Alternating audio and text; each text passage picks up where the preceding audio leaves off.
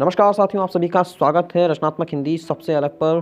कहानी जल डमरू मध्य का अंक 5वां। लेखक हैं लखनऊ के प्रसिद्ध कथाकार अखिलेश जी। साथियों, मैं हूं कवि कुमार प्रिंस रस्तोगी, लखनऊ उत्तर प्रदेश से। प्रस्तुत है 5वां अंक। तो चौथे अंक के अंत में क्या था? हाँ, कहानी का अंत यह कह रहा था चौथे अंक का कि वास्तविकता यह थी कि चाची का मन उचाट हो गया था। क्या यह वास्तविकता थी? जानेंगे आगे। देखते रहिए रचनात्मक हिंदी सबसे अलग। वह ज्यादा छत की कड़ियां देखने में समय बिताने लगी थी। उस विशालकाय भवन में कमरे और रसोई से ही उनका रास्ता रह गया था। शेष घर धूल खा रहा था। 6 साल हुए होंगे पूरे मकान में झाड़ाई नहीं लगी थी, झाड़ू तक नहीं लगी थी। कुछ कमरे उससे भी पहले से बंद थे, ताले लटके रहते थे। कुछ की चाबियां खो गई थीं। जी हाँ साथियों, कुछ की चाबियां खो गई थीं। चाची वीतराग रहने लगी, यानी उदास, अकेली बिल्कुल रहने लगी। एक दिन अपने केश को कतर डाले, जबकि वह विधवा होने पर उनको नहीं त्यागा था, क्योंकि ये केश काफ़ी नरम, काले, लंबे थे और चाचा के प्यार करते समय चाचा इनसे खेला करते थे। झूले के जिस हिंडोले से गिरकर चाचा मरे थे, उसमें भी चाची के केशों को छुआ था। वह अब भी चाची को मुसीबत महसूस होने लगे, इसलिए एक दिन उन पर कैंची दौड़ा दी। उनको अब अपने शरीर तक की परवाह नहीं रह गई। कुएं की जगत पर खुले में ही नहीं नहा लेती थी। बस जिह्वा सुख भी उनकी रुचि बची हुई थी, लेकिन खाते पीते उन्हें गाय की विष्ठा भक्षण की याद आती तो वे तृष्णा से भर उठती। फिर भी वह गाय को अपने पास रखने के लिए विवश थी, क्योंकि उनको उससे अपनापन हो गया था, इसलिए वह उससे बेच नहीं पाती थी साथियों। और जैसे कोई अपनी नालायक संतान को बेच नहीं पाता है, फिर क्या ठिकाना दूसरे खरीदे तो विष्ठा खाने लगी ना हो है। नतीजा तो वह था, लतमारू और विष्ठा खाने वाली गाय के साथ गांव के 26 कमरों वाला मकान में अकेली रह गई थी। कार गांव में दाखिल होने पर सहाय जी भावुक हो गए। कार को उन्होंने धीमा कर दिया, इतनी धीमी कि जैसे वह मानो रेंग रही हो। कौशल्या ने पूछा, गाड़ी इतनी धीमी क्यों कर दी? सहाय जी ने कोई जवाब नहीं दिया। गाड़ी रोक दी, दरवाजा खोल कर चुपचाप बाहर निकले, दोनों तरफ देखने लगे। वह विहल होकर सब कुछ देख रहे थे। यह गांव का सबसे रमणीक स्थान था, यानी सबसे खूबसूरत स्थान था। खड़ंजों वाली सड़क के दोनों तरफ खूब घने छतनार पेड़ों की कतारें थी। बगल में बहुत दूर तक फैला हुआ तालाब था। तालाब का आखिरी छोर जहां खत्म होता था, वहां एक शिवाला था, यानी शिव जी का मंदिर था। तालाब के किनारे बगुले थे। पेड़ों की झुरमुट में मोर, बरसात ऋतु के कारण पेड़ हरे भरे और भारी हो गए तथा तालाब अधिक जलवान हो गए, जल से भर गए, लबालब हो गए। सहाय जी एकदम विभोर थे। वह मुस्कुरा पड़े। वह जब बच्चे थे तो कितना आते थे इस जगह पर, इस पार के शिवालय पर जाने की कितनी इच्छा रहती थी, लेकिन कभी जा नहीं पाएगा। उन्होंने निश्चय किया कि वह इस बार जरूर जाएंगे शिवालय। वह फिर मुस्कुराए, मगर अब वह बच्चे कहाँ रह गए हैं, क्या कर रहे हैं वहाँ? कौशल्या थी, उनको सहाय जी का चुपचाप गाड़ी से उतर जाने से परेशानी हो रही थी। सहाय जी, जी हाँ, सहाय जी धीरे धीरे चलकर आए, कार का दरवाज़ा खोला। उन्होंने कार चालू की। कार के इंजन के घुरघुराते ही सहाय जी को लगा चारों ओर धूसर रंग छा गया। वह कार चला रहे हैं, या रेंगती हुई रफ्तार में धूसर रंग बढ़ता जा रहा था। बाहर एक एक दृश्य के प्रति अनुराग से भरे जा रहे थे। उनकी गांव उनकी आंखों के रास्ते प्रवेश करके आत्मा में स्थापित हो रहा था। जैसे 26 कमरों वाले मकान के पिछवाड़े की जमीन चमकी, गांव के अनुराग बढ़ता जा रहा था। धूसर छा गया, रंग बढ़ता जा रहा था धूसर का। एक एक दृश्य प्रति अनुराग से भरते जा रहे थे। गांव उनकी आंखों के रास्ते प्रवेश करके आत्मा में स्थापित हो रहा था। तभी जैसे गोधूली हो गई, उनमें पुराने दिनों की चमक अनेक जगह चमक जाने लगी। जैसे 26 कमरों वाले मकान के पिछवाड़े की ज़मीन चमकी। बारिश के इस मिट्टी में उभर आती कहीं कहीं चांदी के सिक्के निकलते थे। इन सिक्कों पर अजीब सी भाषा में कुछ लिखा होता था। इनकी आकृतियाँ भिन्न थीं। सहाय जी की याद में 8 साल पुराना बच्चा उतर आया, भिगियाया जांघिया पहनकर बारिश में छपाछप नहा रहा था। उसने इन सिक्कों को देखा तो खुशी से पागल हो गया और बटोर कर हाँफते हुए माँ के पास आया। अम्मा, ये पैसा पिछवाड़े मिले हैं। माँ सहाय जी के हाथों से उन सिक्कों को छीन कर पुनः उसी मिट्टी में दबा आई थी।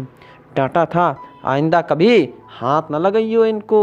उन्होंने समझाया कि बेटा, ये पुरखों का धन है, आत्माएं इनकी रखवाली कर रही हैं, ऐसा पैसा फलता नहीं। सहाय जी ने बड़े होने पर चिन्मय को भी यह बात बताई थी। वह उतावला हो गया था। पापा, उस ज़मीन की गहराई खुदाई करके धन निकाल लिया जाए। सहाय जी ने मना कर दिया था, क्योंकि बचपन में उनको यह भी समझाया गया था कि हल कुदाल फावड़े चलेंगे तो मिट्टी पर नहीं बल्कि पुरखों पर भी चलेंगे। धरती के सिक्कों के साथ पुरखों के खून की फुहार भी बरसेंगी। कहीं किसी पुरखे की गर्दन निकलेगी, कहीं किसी का हाथ तो कहीं किसी की आंखें। ज़मीन की तरह सहाय जी की भी भटक रही स्मृति। कभी वह मैदान चमक रहा था जहाँ रामलीला और नौटंकी हुआ करती थी। वह कुआं जिसमें 11 साल सहाय जी 11 साल में वह गिर पड़े थे। 11 साल के थे तब वह गिर पड़े थे। वहाँ वन जहाँ सहाय जी ने पहली बार मोर नाचते हुए देखा था साथियों। हाँ, वह सहाय जी के लिए बहुत ही यादगार पल था। देखा था बाग का वह वृक्ष जिसके जरिए उन्होंने पेड़ पर चढ़ना सीखा था। ये सभी ड्राइविंग करते हुए सहाय जी के भीतर जाग गए। वह जगह बार बार प्रकट हो रही थी जहाँ उन्होंने पिता के शव को मुखाग्नि दी थी। अंगारों और लपटों के बीच पिता चटक रहे थे। सहाय जी के सामने भुतहा मकान उभरा जिसके एकांत में 13 साल के सहाय जी को एक युवती ने पकड़ लिया था। उसने उनके गालों पर काट लिया था और अपने गाल बढ़ाकर बोली थी, लो अब तुम मेरा गाल काटो। 26 कमरों वाला मकान सामने था, आदिकाल का पुता हुआ, फीका, मनहूस और बदरंग। सहाय जी उद्विग्न हो गए। मकान के शिखर पर खुदे हुए बाबा के नाम को कुछ अक्षर उखड़ चले थे। नाम के दोनों तरफ एक एक स्त्रियां जो शायद परियां थीं माला पहना रही थी। एक परी का कान टूट गया था, दूसरी परी की आंख फूट गई थी। मकान में कई जगह पलस्तर निकल आया था। सहाय जी कौशल्या को दरवाजे की तरफ बढ़े और दरवाजे की कुंडी को स्पर्श किया। कितने साल बाद उस लोहे को वह छू रहे थे। चाची के कानों में कुंडी खड़की। वह जैसे बैठे बैठे ही बोली, चले आओ। तभी उन्हें याद आया, दरवाज़ा तो उन्होंने कुत्तों के डर से बंद कर लिया था। वह घुटनों पर जोर लगाकर उठी और झुकी झुकी चलने लगी। वह इसी तरह चल सकती थी क्योंकि उनकी कमर कमान की तरह मुड़ गई थी और पैरों में ताकत नहीं बची थी। वह आज ज़्यादा ही झुकी थी, इतना कि यदि अपने दोनों हाथ नीचे लटका देती तो लगता कि कोई जानवर चल रहा है। चाची ने किवाड़े खोले। उनके बाल एकदम सफ़ेद हो गए थे, ठुड्डी पर भी बाल निकले हुए थे। उनकी गर्दन हिल रही थी। सहाय जी देखकर यहाँ स्तब्ध रह गए। उन्होंने अपने को संभाला और नमस्ते किया। कौशल्या बैठकर आंचल बढ़ाकर चाची के पांव छूने लगी। चाची के चेहरे पर हैरानी का भाव था। बोली, कौन लोग हो तुम लोग? हमको ठीक से दिखता नहीं है। हम हैं चाची, हम कौशल्या, ये आपके भतीजे। तेज बोलो, तेज, हमको सुनाई ऊंचा देता है। सहाय जी ने जोर से बोला, अपना परिचय दिया। उनको उम्मीद थी कि उनका नाम सुनते ही चाची भाव विहल हो जाएंगी, उनकी आंखों से आंसुओं की धार बहने लगेगी, आशीष देंगी। लेकिन चाची ने ऐसा कुछ नहीं किया क्योंकि उनके 8 बच्चे गर्भ में 9 महीने रहने के बाद मर गए थे। एकदम आंखों के सामने पति के खून से लथपथ दम तोड़ा था। एक एक करके अपनों ने साथ छोड़ दिया था। अंत में गाय भी विष्ठा खाने लगी। जिस चाची को दुखों की इतनी क्रूरता ने पीटा था, वह कैसे सहाय जी को देखते ही प्यार की मूर्छित हो जाती और उनका सिर हिलाते हुए आशीर्वाद भला देने लगती। वह दोनों के भीतर ले आई। हाँ साथी, दोनों के भीतर ले आई। उनसे आंगन में पड़ी खटिया पर बैठने के लिए कहा। स्वयं नीचे पीढ़े पर बैठकर एक टहनी से पीठी खुजलाने लगी। जम्हाई लेती हुई बोली, लगता है पानी बरसेगा। सिर हिल रहा था। उन्होंने पूछा, पानी वानी पियोगे? सहाय जी को गहरा आघात लगा। चाची तो उनके आने पर जरा भी खुशी नहीं प्रकट कर रही थी, और तो और पानी भी ऐसे पूछ रही थी जैसे वह महज रस्म अदायगी हो। उन्होंने चाची से आत्मीयता सघन करने का यत्न किया। अरे आप कहाँ तकलीफ़ करेंगी? कौशल्या उठकर पानी लेने चली गई। लौटते के चाची चाबियों का एक गुच्छा बढ़ाकर सहाय जी को पकड़ा दिया। जो ताले ना खुले उनको तेल पिला देना। सहाय जी छत पर पहुँचे तो अंधेरा छाने लगा। यह शाम और रात का समय था। सहाय जी के हाथों लालटेन लटक रही थी, इसलिए उनके साथ चलने पर रोशनी का एक टुकड़ा अंधियारे कुलाचे भरते जा रहा था। और सहाय जी अपने पिता के कमरे में हाजिर हुए तो वहीं कुलाचे भरता टुकड़ा पूरे कमरे में फैल गया। पीले मखमली प्रकाश, एक मृतक का वह स्थान जहाँ अधिक प्राचीन और रहस्यपूर्ण हो गया था। कमरे में ढेर सारी गर्दा जमी थी।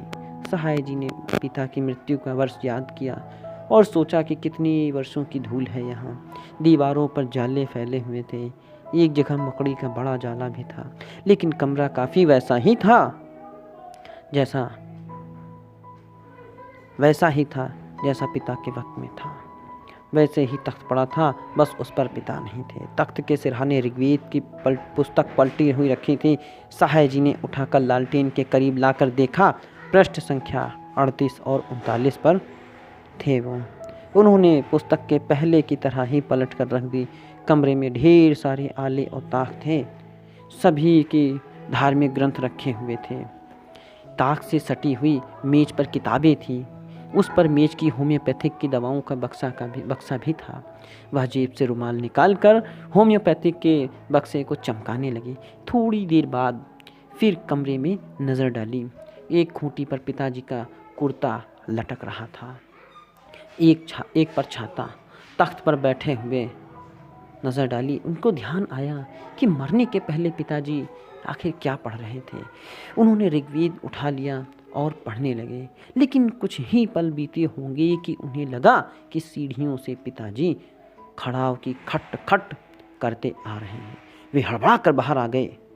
बाहर खुला आसमान और घना अंधेरा घिर आया था। वे हर कमरे को देख रहे थे।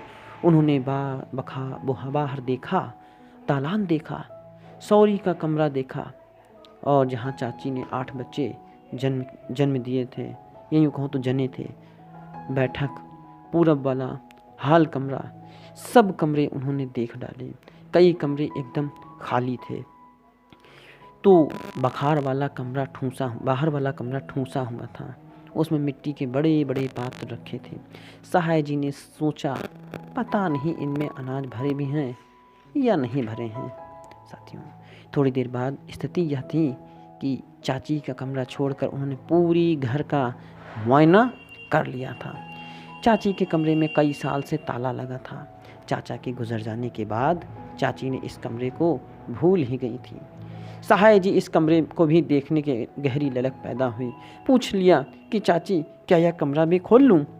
शादी के बाद चाची यही कमरा मिला था। कमरे में तब छोटे सहाय जी चूड़ीदार पैजामा और शेरवानी पहनकर सकुचाती हुई पहली बार चाची से मिलने आए थे। उनको तब चाची से पेड़ा खाने को मिला था। चाची ने उन्हें प्लास्टिक का बना हुआ गुलाब फूल भी दिया था, और सहाय जी ने सहमे से अर्ज किया था, चाची आपका इत्र भी हमें भी लगा लें। चाची खिलखिलाकर हंस पड़ी थी। बड़ी देर तक हंसती रही। हंसते हंसते सहाय जी की हथेली पर उल्टी तरफ इत्र लगा दिया था, मगर तब तक सहाय जी की इत्र की दिलचस्पी समाप्त हो गई और उन्होंने हंसी और अधिक सुगंधित बेश कीमती लग रही थी। आज कई दशक बाद उन्हें कमरे में घुसे थे। वहाँ उनके हाथ में लटकी लालटेन के प्रकाश में कमरा टिमटिमा रहा था। उन्होंने दीवार में गहरी गड़ी एक कील पर लालटेन टांग दी। पूरे कमरे में 2 चीज़ें पसरी थी।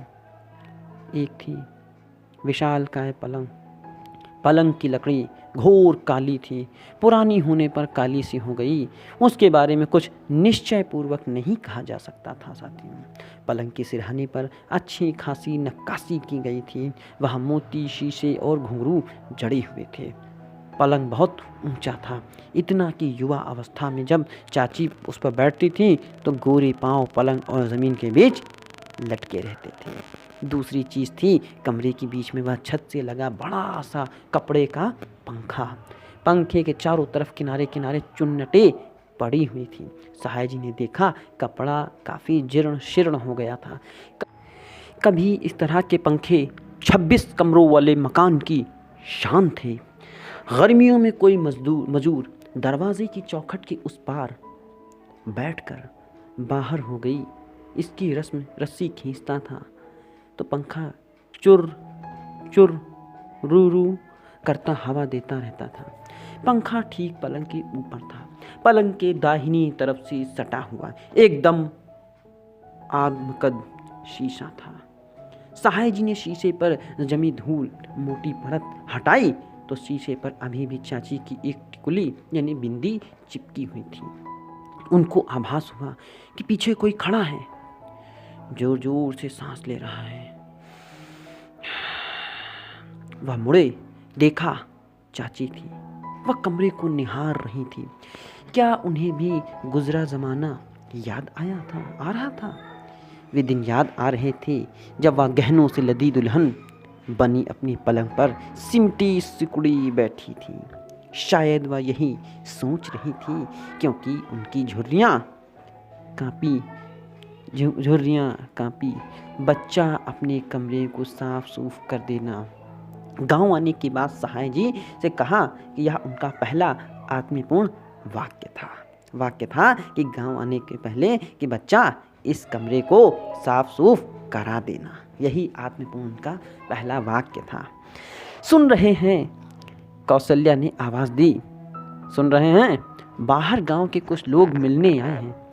वे उनसे मिलने के लिए निकल आए। चाची कमरे में अकेली खड़ी थी, जिस पर चीज़ को सहाय जी ने महत्व नहीं दिया था वह गौर से देख रही थी। वह अलमारी पर रखा हुआ हारमोनियम था। साथियों, हाँ, हारमोनियम एक वाद्य यंत्र होता है। चाचा को चाची पर जब बहुत प्यार आ जाता था तो वे पलंग पर चाची के सामने बैठा लेते थे और चाचा और चाची बीच में हारमोनियम होता था। चाचा चाची को देखते ही हारमोनियम बजाया करते थे। या इस तरह का भी कहा जा सकता है कि हारमोनियम बजाते हुए चाची को देखा करते थे। एक बार वे ऐसे ही पूरी रात निकल गई। चाचा चाची दोनों एक दूसरे को देखते रहे। हारमोनियम बजता रहा। एक बार की बात है, चाची को देखते देखते मतवाले हो गए। वे चाची से बोले, हारमोनियम अपने स्तनों से दबा कर बजाएं। तो चाची ने पहले तो घबराई, पसीने पसीने हुए, पर चाची ने इशारा किया कि उन्होंने चूड़ियाँ भर कलाई पकड़ कर खींचा और झिझकी सहमी। चाची ने कलाई छुड़ा ली और साहस बटोरा। वह झुकी और हारमोनियम अपने स्तनों से दबाया तो उनके पुष्ट स्तन भी दब गए। हारमोनियम बजने की आवाज़ निकली तो उनको लगा कि उनका शरीर बज रहा है। शायद चाची में वह अनुभव मचलने लगा, इसलिए वह झुकी झुकी कमर लिए दरवाजे तक गईं, किवाड़ बंद कर लिया और मुड़कर वह उसी तरह झुकी झुकी अलमारी पर रखे हारमोनियम तक आईं। उन्होंने ताकत लगाई, हारमोनियम को उतार कर पलंग पर रखें, लेकिन वह नाकामयाब रही। लेकिन उनकी उंगलियां भी ताकत कहाँ बची थी। ऐसा लग रहा था कि उनकी उंगलियां हारमोनियम को छू भर पा रही हैं। हारमोनियम को पलंग पर भी उतार सकने, क्या मजबूती से पकड़ सकने की संभावना भी शेष नहीं रह गई थी। हार कर वह पलंग पर चढ़ गई। उन्होंने बंद दरवाजे की तरफ नज़र देखा, ब्लाउज उतारा और दोनों स्तनों चिचुके से झूल रहे थे। वह हारमोनियम खोल कर सटी। कई साल पहले घटित हुए दृश्य स्मरण करते हुए हारमोनियम अपने स्तनों से बजाना चाहा, पर वह हारमोनियम के बटन दबे न वक्ष। वह हाँफने लगे। उन्होंने कोशिश की कि हारमोनियम बंद करके वह उस पर क्लिक चढ़ा दें, पर वह ना हो पाया। ऐसा इसलिए नहीं हो सका कि वह कमज़ोर और बुढ़िया होने के साथ समय घबराई हुई भी थी। अंततः उन्होंने हारमोनियम को खुला छोड़ दिया। पश्चाताप की और आत्मग्लानि से भरी हुई विशालकाय पलंग पर अर्धनग्न खड़ी हुई थी। अचानक उनकी आंखों के सामने अंधेरा छाने लगा। उन्हें सब कुछ घूमता हुआ चक्कर खाने लगा। वह तेजी से पलंग पर गिरी और गिरने पर पलंग से धूल उड़ी। पलंग में लगे घुंघरू भी बज उठे। जब उन्हें हादसा हुआ उस समय सहाय जी बाहर बैठे गांव वालों और चिरैया कोट के बारे में बता रहे थे। तमाम सारे वर्णन करते हुए उन्होंने कहा, और यही सब सोच विचार करते हुए मैंने तय किया कि अपने गांव में ही रहूं। यही मेरे पितरों की मिट्टी नसीब हुई है, यही मुझे भी हो। अब आ गया हूं तो उम्मीद करता हूं आप सबकी आत्मीयता मुझे मिलेगी। सहाय जी की आवाज़ भर्रा गई और उनके हाथ जुड़ गए। तभी देखा कि बरामदे में कौशल्या खड़ी हैं। उन्होंने हल्का सा घूंघट निकाल रखा और गांव की मर्यादा मुताबिक गांव के मर्दों के बीच नहीं आ रही हैं। साथ ही चिल्लाकर पति को पुकार भी नहीं सकती। सहाय जी ने उठकर उनके पास गए। क्या बात है, इतनी परेशान क्यों दिख रही हैं? चाची नहीं दिख रही हैं। मैं ऊपर छत पर भी हुआ ही, कई बार आवाज़ भी दी, लेकिन कोई जवाब नहीं। उन्होंने मध्यम कर दी। उनका कमरा भीतर से बंद है, शायद उसी में हो। लेकिन वह जोर जोर से किवाड़ पीटे, तब भी वह न बोली, न दरवाज़ा खोला। पता नहीं वह है भी या नहीं। बाहर बैठे हुए लोग सहाय जी को खाना खाने के लिए बुलाए जा रहे हैं। वे उठ खड़े हुए और उनके चले जाने के बाद 2-3 मजदूर रह गए, जिनकी पिछली पीढ़ियां सहाय जी के पुरखों की प्रजा थी। उन्हें सहाय जी और कौशल्या भीतर आए। सभी चाची को कमरे सामने में खड़े हो गए। दरवाजे को धक्का दिया पर वह नहीं खुला। जोर से धक्का दिया, कहीं किवाड़ कसे होने पर फंसे न हो, लेकिन कोई लाभ न हुआ। सहाय जी ने चाची को पुकारा, कोई जवाब न मिला। एक मजदूर आंगन में पहुंचा, छत पर और था, कमरे के सामने के हिस्से की तरफ चला गया। सभी आवाज़ देने लगे, चाची चाची चाची। कौशल्या भी पुकारती रही। अजीब दृश्य। रात को 26 कमरों के मकान में कई दिशाओं से चाची की ध्वनियाँ गूंज रही थी। आखिर में हार कर सब चाची के कमरे के सामने खड़े जोर जोर से सांकलें बजाने लगी, यानी आवाज़ कुंडी पीटने की। इसी बीच एक मजदूर कहीं से लोहे की छड़ ले आया, उसे दरवाजे के बीच में फंसा दिया और दरवाज़ा खोला तो चाची पलंग पर बेसुध पड़ी थी। कौशल्या ने चद्दर से उन्हें ढका। ऊपरी हिस्सा नग्न था, वहीं तिरछी गिरी हुई थी। सोने की स्थिति तो यह नहीं हो सकती। फिर भी कौशल्या ने उन्हें इस तरह झकझोरा जैसे नींद से जगा रही हूँ, लेकिन कोई प्रतिक्रिया नहीं हुई। उनकी नब्ज़ देखी चल रही थी। निश्चित हो गया कि वह बेहोशी में हैं।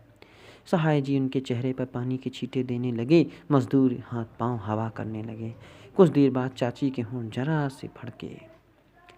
उस दिन चाची किसी तरह होश में तो आ गई, लेकिन उनकी हालत ठीक नहीं थी। उन्हें कमज़ोरी आ गई थी। उठती या चलने की कोशिश करती तो चक्कर आने लगता। वह अक्सर हांफती हुई मिलती थी। कभी कभी वह कराहना शुरू कर देती। मानसिक स्वास्थ्य पर भी झपट्टा पड़ा था। कभी कभी ऐसा लगने लगता कि अब उनके प्राण निकले गांव के लोगों की प्रतिक्रिया यह थी कि चाची को पहले मकान और खेतों की जिम्मेदारी जिंदा रखे थी। उनके प्राण इन्हीं में फंसे हुए थे। सहाय जी आने के बाद वह बेफिक्र हो गईं, प्राण त्याग रही हैं। लेकिन कई लोग इस विपरीत सोचते हैं। सहाय जी ही चाची की मौत के मुंह में ढकेल रहे हैं, ताकि उन्हें हिस्से और ज़मीन जायदाद बेचकर चिरैया कोट से चंपत हो जाएं। इन लोगों का यह भी आरोप है कि सहाय जी पितरों की ज़मीन पर मरने नहीं, पितरों की ज़मीन का सौदा करने आए हैं। सहाय जी इन आरोपों से घबरा गए और अनुभव किया कि वह किसी अभेद व्यूह से घिर गए हैं, मगर वक्त उनकी मना स्थिति दीर्घजीवा नहीं हो सकी, क्योंकि आरोपों को बार बार सुनने और उन्हें विचार करने के लिए उन्हें अधिक समय नहीं मिल पाता। वह ज़्यादा वक्त चाची के कष्टों और होठों से जकड़े रहते। हमेशा खटका बना रहता कि चाची के प्राण पखेरु तो नहीं उड़ गए। चाची बीच बीच में दौरे भी पड़ने लगे थे। वह चिल्लाने लगती, हु की आवाज़ें निकाल कर रोती। अकेले में होती तो बड़बड़ाया करती। उनके हट की जहाँ तक बात है तो वह हर एक समय कमरे में पलंग पर चिपकी रहना चाहती, जबकि पलंग उनके नामाकूल था। लेकिन बेहद ऊंचा था। वह उस पर चढ़ नहीं पाती, उतरना भी कष्ट साध्य था, उतरना भी कष्ट साध्य था। सहाय जी और कौशल्या ने कई बार कहा, दूसरे पलंग पर चले चाची। जवाब देती, नहीं, मैं इस पलंग पर ही रहूंगी। यह प्रस्ताव भी रखा कि पलंग को हटाकर कमरे में दूसरा पलंग डाल दिया जाए, मगर वह उसके लिए तैयार न थी। हालांकि यह कई बार पलंग से उतरते ही मुंह के बल गिरने को हो आई। चढ़ते समय भी दुर्घटना का खतरा बना रहता था। जवानी में ऐसा नहीं रहा होगा। कमर पूरी क्षमता से भर झुक गई तो यह सब होना ही था। हार कर अंत में सहाय जी ने एक दिन बढ़ई को बुलाया और कहा, आरी से पलंग को पायों से काटकर छोटा कर दो। चाची ने बोली, आप पलंग उतरे तो पाया काट दूं। चाची ने उस पर बिगड़ पड़े, मैं नहीं उतरने वाली, तुझे काटना है तो काट, मैं यहीं रहूंगी। बढ़ई ने सहाय जी को देखा और उनका इशारा पाकर आरी चलाने लगा। चाची पलंग पर बैठी इस बद को देख रही थी। आरी चलते ही 20 मिनट बीते होंगे कि वह हू करके रोने लगी और आरी अपना काम कर रही थी। उनके दांत पाए के घुर्र घुर्र की आवाज होती और लकड़ी का बुरादा झड़ता, लेकिन आरी शायद पायों पर नहीं चल रही थी, वह चाची के जीवन शक्ति पर भी चल रही थी।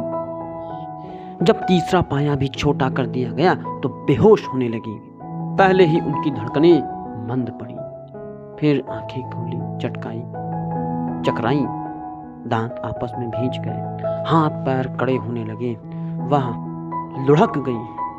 सहाय जी, कौशल्या और बढ़ई तीनों बदहवास हो गए। बढ़ई तो थर-थर कांप रहा था। वह गिड़गिड़ाया कि दुहाई सरकार, हमारी कोई गलती नहीं है, हमको पुलिस दरोगा न सौंपिएगा हुजूर। सहाय जी के पैर पकड़ लिए। हुजूर, हम जिंदगी भर आपकी सेवा करेंगे, बस हमें इस वक्त जाने दो। सहाय जी ने उस वक्त संकेत किया, बाहर जाने का संकेत किया। कौशल्या से कहा कि चाची को अस्पताल ले चलना है। सहाय जी ने चाची को मोटर में लेटाया और कौशल्या भी मकान में ताला लगाकर आ गई। वे दोनों जल्द से जल्द बाहर अस्पताल पहुंचना चाहते थे। उनकी कार गांव की सीमा को पार किया और बड़ी मूसलाधार बारिश शुरू हो गई। साथियों, बारिश रुक गई और आसमान में तारे बिछ गए। चांदनी रात में 26 कमरों का मकान खामोश खड़ा था। ऐसा पहली बार हुआ कि रात के पहर में मकान के भीतर इंसान का वास न हो। द्वार पर खास मवेशी भी न थे। खगाली गू खाने वाली गाय, विष्ठा खाने वाली गाय भी बंधी थी। चारों ओर सन्नाटा, पूरे मकान में मौन दबे पांव चल रहा था। एक दौर था जब इसी मकान में देर रात तक चाची चरखा चलाती रहती थी। चाची सो जाने के बाद काली मशीनें सफेद रुई वाला चरखा जगता था। उधर कई साल तक कबाड़ वाले कमरे में सो रहा था। चांदनी के उजाले में 26 कमरों वाला मकान भी अंधेरे में था। बस छत, द्वार और पिछवाड़ा चांदनी में नहा रहे थे। आंगन में चांदनी बरस रही थी। चांदनी रात भी उजियारे में कोई आवाज भी होती है, वही आवाज झंझना रही थी। तभी मकान के पिछवाड़े सन्नाटा भंग हुआ लगा, जैसे कुछ दीवार से पिछवाड़े मिट्टी में कूदे हो कोई लोग। कूदने वाले गांव के ही परिवार के जन थे। घुटनों तक धोती और जनेऊ पहने थे। अपनी अपनी चेहरों को गमछों से ढक रखा। जगमगाती चांदनी, उनकी आंखें और दांत उसमें चमक रहे थे। उनके पास कुदाल, फावड़े और लोहे के सरिये थे। वे सहाय जी के मकान के पिछवाड़े धरती में गड़े हुए सिक्कों के खजाने की तलाश में आए थे। उन्होंने वहशियों की तरह पिछवाड़े की भूमि को खोदना शुरू कर दिया। फावड़े और कुदाल हवा में उठाते हुए पूरी ताकत से मिट्टी में धंस जाते। खच खच का शोर वातावरण भरने लगा। उत्खनन में उन्हें प्रकृति ने भी सुविधा मुहैया कराई। बारिश के कारण मिट्टी बेहद नरम हो चुकी थी। इससे खुदाई और औजार अधिक गहराई तक धंस कर मिट्टी निकालते थे। वे लोग बेतहाशा खुश थे। सुबह होने तक मालामाल हो जाएंगे। सिक्के ढूंढने और बटोरने के लिए बच्चे भी साथ आए थे। बच्चे बहुत उत्साह में थे। बीच बीच में दौड़ने लगते, गीली जमीन पर फिसल कर गिर जाते। वे पुनः उठ खड़े होकर काम में जुट जाते। वे खुदाई से निकले मिट्टी के थक्कों को भुरभुरा बना रहे थे, जिससे सिक्कों की मिट्टी के बीच में हो तो दिखाई देने लगी। गीली और लिसलिसी मिट्टी होती तो वह फैल फैलाकर सिक्के खोज रहे थे। गोया पूरे गांव की आत्माओं में एक डायन मंडरा रही थी, क्योंकि कुछ ही देर बीता होगा कि दूसरे लोग भी 26 कमरे के मकान के पिछवाड़े कूदे और उनके भी हाथों में कुदाल और फावड़े थे। थोड़ी देर बाद कुछ लोग कूदे और जिस दीवार से लोग कूद रहे थे पास जमीन पर ढेर सारे पैरों के निशान। मकान का पिछवाड़ा आदमियों से भरा हुआ था। साथियों, कहानी में आगे क्या होता है, मिलते हैं अंक 6 में। साथियों, बने रहे रचनात्मक हिंदी सबसे अलग के साथ। कहानी जल डमरू मध्य, लेखक अखिलेश जी।